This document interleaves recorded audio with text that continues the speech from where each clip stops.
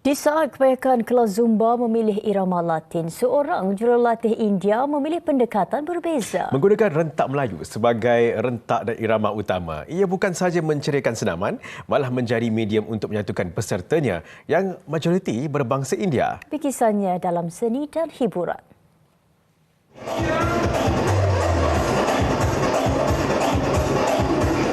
Beginilah suasananya ketika kami berkunjung ke studio ini yang terletak di Petaling Jaya, Selangor. Berkongsi kepada Buletin TV 9, pada mulanya beliau sekadar mahu mencuba sama ada pesertanya boleh menerima irama tersebut. Dan siapa sangka, reaksi yang diterima amat menggalakkan. I memang suka lagu dandut dan lagu Siti Nurhaliza. So, I tak pernah buat dekat kelas, tapi I ada nak buat ada ke masyarakat India suka ke tak.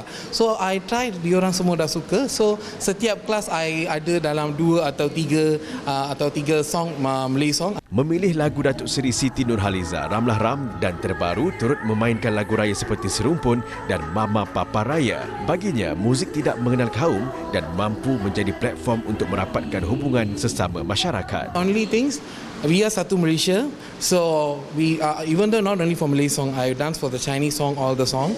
So, but I like Malay songs, even though my students also they all like.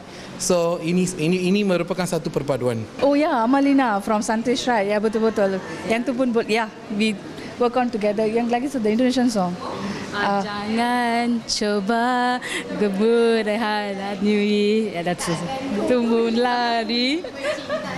Yes, you're right. Menyentuh mengenai saiz fizikalnya, baginya ia bukan satu halangan. Malah beliau menjadikan perkara itu sebagai inspirasi untuk memberi semangat kepada peserta lain agar terus bergerak dan menjaga kesihatan. Saya join sebenarnya sebabnya saya suka menari dan saya suka muzik, dan dua-duanya kombinasi terbaik di sini.